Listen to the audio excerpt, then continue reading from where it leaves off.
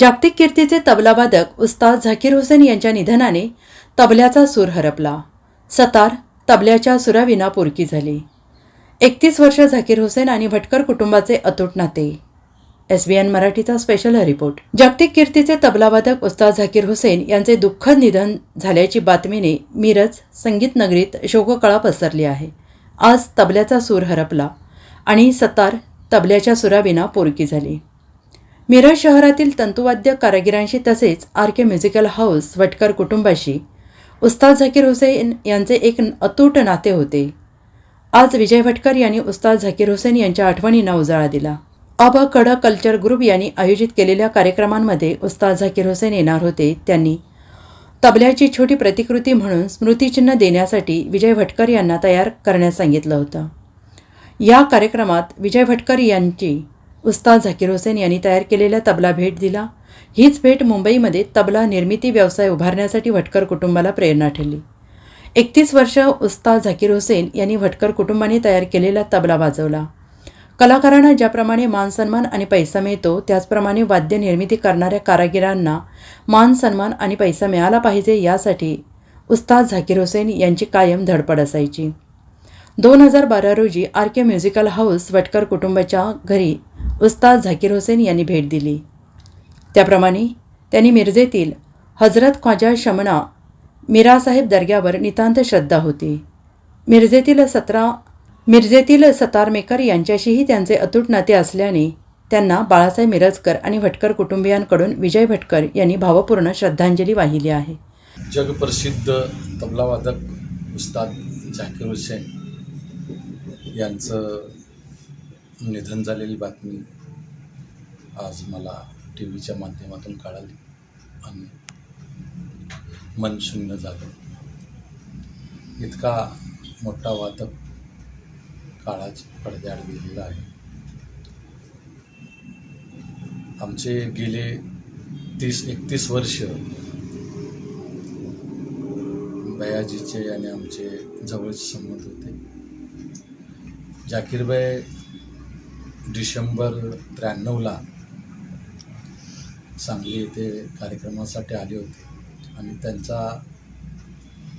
त्यांना एक सत्कारानिमित्त मोमेंटो जो अबकड ग्रुपनं द्यायचा होता त्याचं काम माझ्याकडे आलं होतं.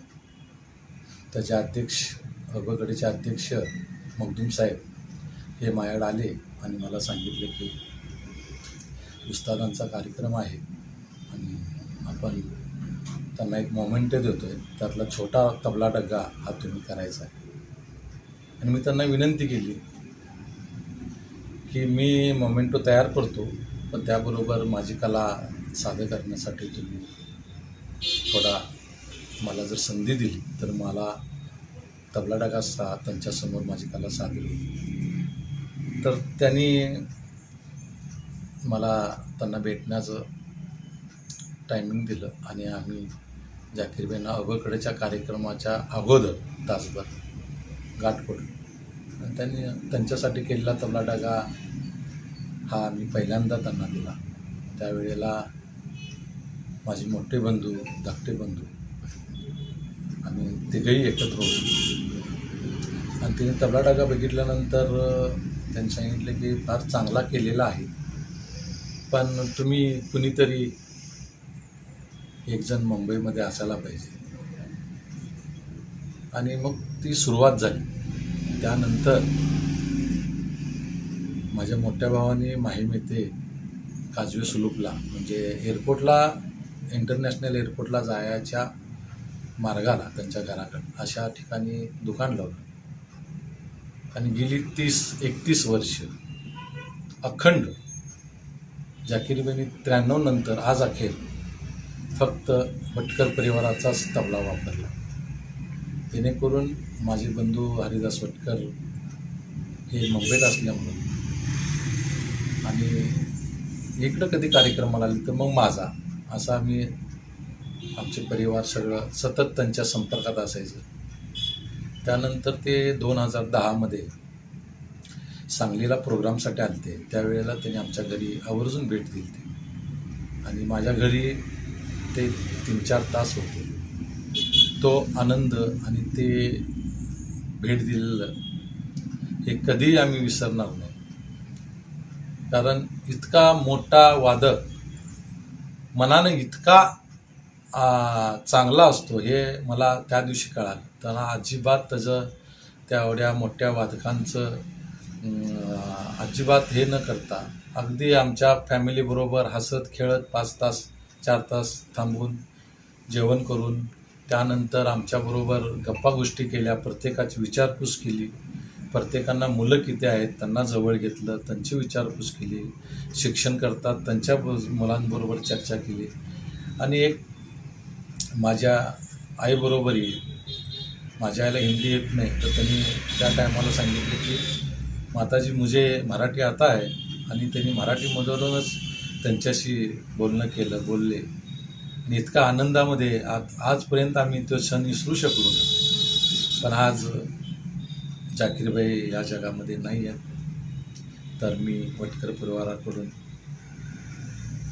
देवाच्या चरणी प्रार्थना करतो की इतक्या महान कलाकाराला आपल्या चरणामध्ये जागा द्यावी, आणि जाकीरबाईंना भटकर परिवाराकडून परत एकदा भावपूर्ण श्रद्धांजली. उस्ताद झाकीर हुसेन यांच्या निधनाची काल सायंकाळी बातमी ऐकून अतिशय तीव्र असा मला धक्का बसला. झाकीरबाईंच्या जाण्यामुळं संगीत क्षेत्रातल्या तबला ह्या वाद्याची जी हानी झाली आहे, खरोखर तबला हा पोरका झाला आहे. असा जागतिक कीर्तीचा तबलावादक पुन्हा होणे नाही. झाकीरबाई म्हणजे झाकीरबाई, आणि त्यांचं मिरजेशी जे नातं होतं, मिरज किंवा आपल्या परिसरात जर ते आले तर पहिल्यांदा ते ख्वाजा शमनागरा यांच्या दर्ग्याला भेट देत असत, आणि नंतर मग ते माझ्याकडं येत असत. अगदी किती जरी झालं तरी निदान गाडी थांबून का म्हणा ते माझ्याशी बोलत असत. आणि असा जागतिक कीर्तीचा माणूस असा अचानक आपल्यातनं जाणं ही आपल्या संगीत क्षेत्राची फार मोठी हानी आहे. ही जी काय पोकळी ती परत कधी भरून न येणारी आहे, आणि त्यांच्या अशा जाण्यामुळं आपल्याला अत्यंत मिरजेच्या सर्व सतारकर बंधूंच्या वतीनं मी त्यांना श्रद्धांजली वाहतो. आमच्या उमरसाहेब मिरजकर संगीत प्रतिष्ठान तर्फे त्यांना श्रद्धांजली वाहतो. आणि खरोखर जे दुःख झालं आहे ते शब्दात व्यक्त न करण्यासारखं आहे. Bureau report SBN Marathi.